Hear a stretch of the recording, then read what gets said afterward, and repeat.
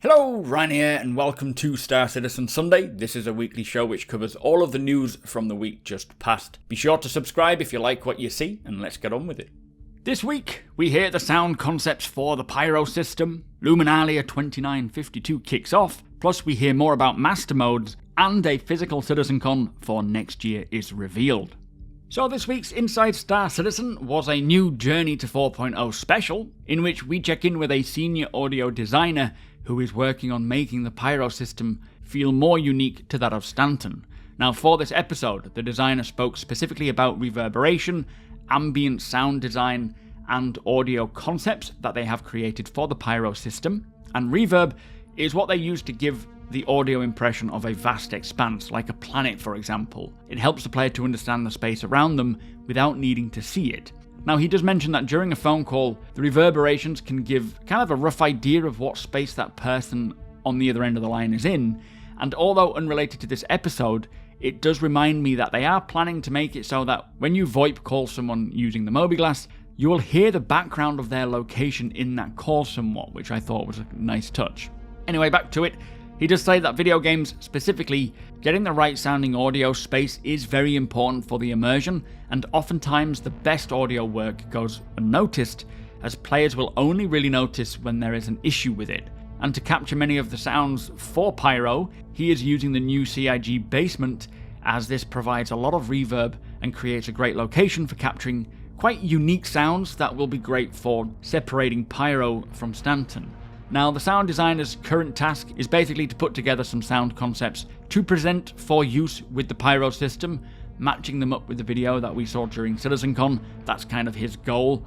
Pyro, he says, is a harsh environment, so the sounds found here will be far different to that of Earth or Stanton, and what we do here does sound pretty impressive. I'll keep quiet from time to time so you can hear the background sound, as it really does kind of fill you with a sense of dread.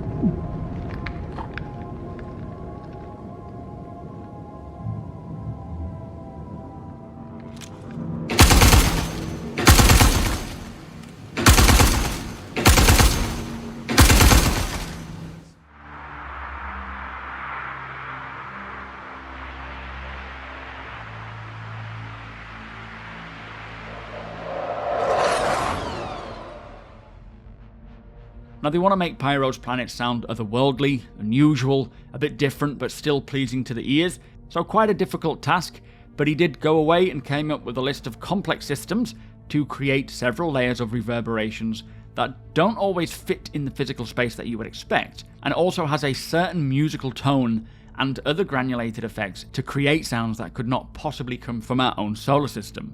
And all that we are able to hear at the moment are very work in progress, as this task requires a lot of experimentation, so do bear that in mind, nothing is final in this.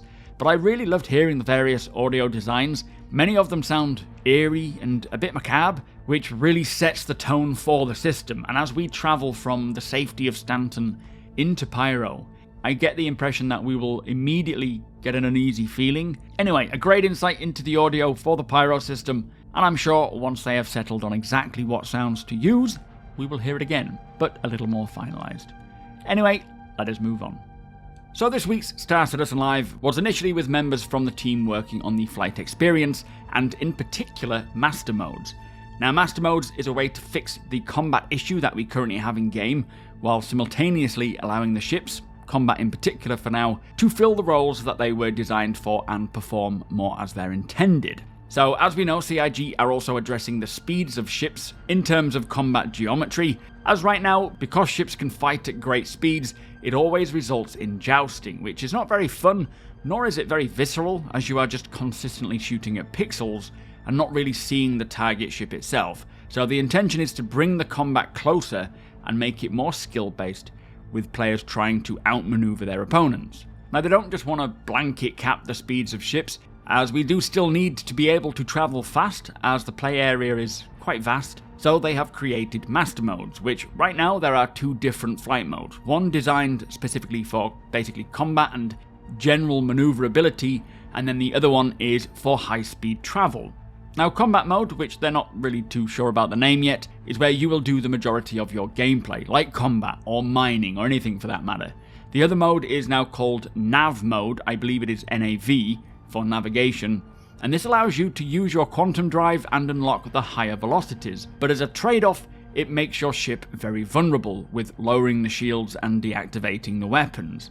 Now, one of the reasons they have split these two modes is to kind of invoke more thought and decision making into the game, having players make a decision and then stick with it. This, they feel, actually addresses the vast majority of the issues with combat right now, and me personally, I'm not sure if it is the answer, but it's certainly something that I'm interested in trying to see how this affects everything. And I'm almost certain that when we first get it, it will need tweaking and balancing, and hopefully over time become exactly what we need.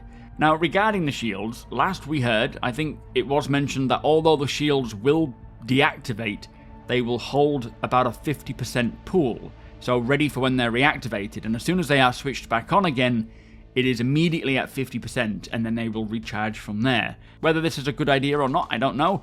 Whether not allowing players to fire countermeasures or not is a good idea, I have no idea until we actually try this out and see if it works or doesn't work. I am not a fan of hearing that my defenses are completely gone, but there are so many other facets to all aspects of this Star Citizen scenario, so I say get it in our hands and let us find out. Let us try it out and help shape it with them. But Master Modes is currently in testing with the internal Squadron 42 branch, so it's in the game for them to try out, and they have been testing it for quite a while now. They do pay big attention to all of the feedback, and they have been testing it every week with the internal teams, who say they really like the Master Modes approach. Now, there are variations between different ships in terms of how quick they can swap between each mode, but a lot of it is based on what components they are using and how fast each can deactivate and reactivate. They don't want it to be an instant switch, as it should be a key choice to activate either the combat mode or the navigation mode. So this basically means that you will need to actively decide when is the right time to engage in combat or try and escape. Also, knowing your ship will help massively, as you know the time it takes to switch between modes, and whether it'll be a good call or not, or whether you've got time to or not, or even just knowing your opponent's ship. So tuning and upgrading your components of your ships will have a direct influence in this. Now, they did say that if you switch modes at very high speed, you will likely deaccelerate very quickly, very aggressively, and there will be a consequence to this, meaning that you'll need to prepare before you slow down, before you decide to switch from nav to combat mode. Now, in regards to racing and how this applies, it has been asked if there will be a racing mode option, and they have had a lot of discussions regarding incorporating racing changes. Boost is one of the changes that will come from the need to support racing, but one of the big changes to bringing in master modes is the ship role, so tailoring the ships more to where they should be or suited to their intended purpose, which they are certainly not there yet. Racing ships, for example, will be quick, they will be light, they will be very agile, but you won't really want to engage in combat with them, so do expect racing ship combat abilities to decrease somewhat. which I am grateful for because my god, that M50 is a nightmare to go up against. Now, SCM mode, or the Space Combat Maneuvering mode, was supposed to be kind of a high performance mode, but racing doesn't work well when the velocities are too low. So they are looking deeply at it, and they might utilise the capacitor systems in some fashion. Now, to finish with, they just said that they know we have a lot of questions, but they feel that the best way to answer them is just to let us try it when it's ready, as it is more something that you need to experience than a Q&A can provide answers for. It is going to stay in the Squadron 42 branch for a while, they say, so that they can get it working and applied to the Squadron 42 ships first.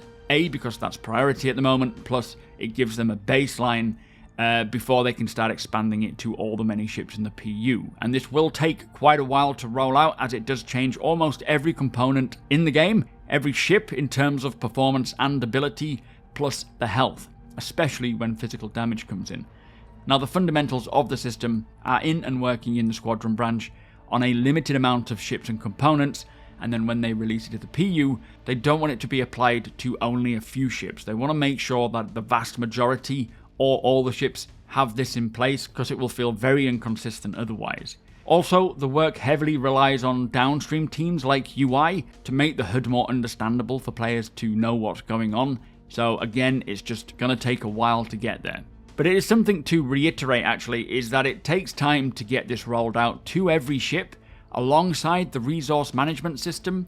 That will take a while, and we are certainly going to see a lot of changes that at first glance to many people won't likely feel good, as all of the ships need to be balanced across the spectrum, so it might feel like something's been heavily nerfed or buffed, but the overall ship balance has to make sense to everything across the board, and just to be able to provide that sense that each ship has its unique strengths and weaknesses, and the problem being that any ship that you might be used to now could change quite a bit.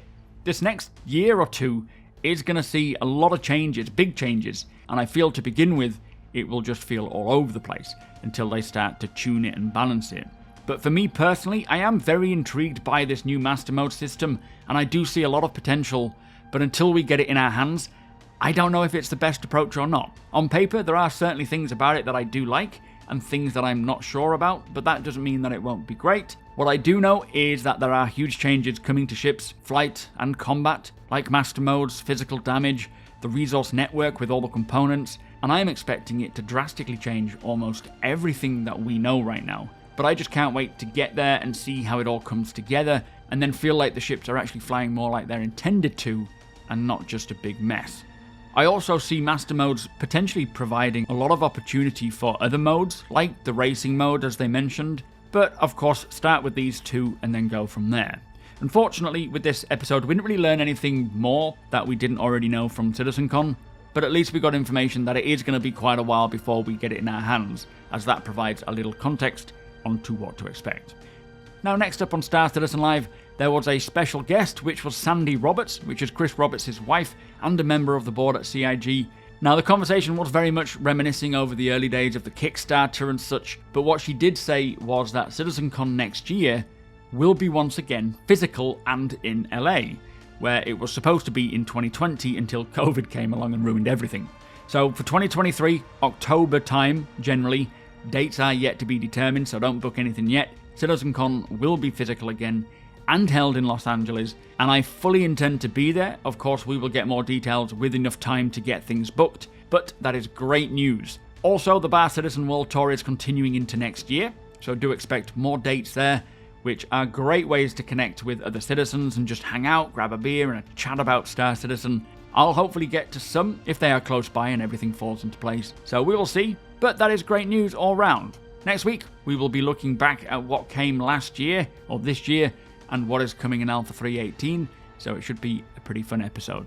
So also this week, Luminalia 2952 kicked off, and each day from the 11th of December until the 22nd, we will be able to open an advent door for free in-game items. The first day was a set of 3 differently coloured Luminalia sweaters, and I think the day transitions over around 4 PM UTC time.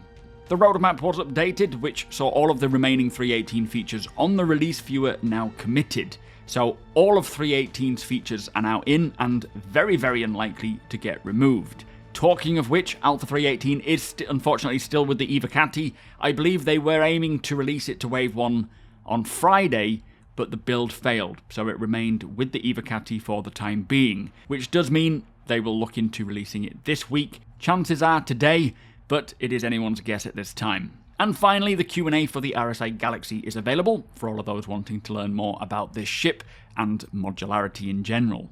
So that brings us to the end of the show. If you do enjoy my content, please consider subscribing and hitting that like button. Also, I am able to do this thanks to my very generous patrons and channel members. If you appreciate what I do and would like to help make it even better from as little as $1 a month, all of the links are provided below.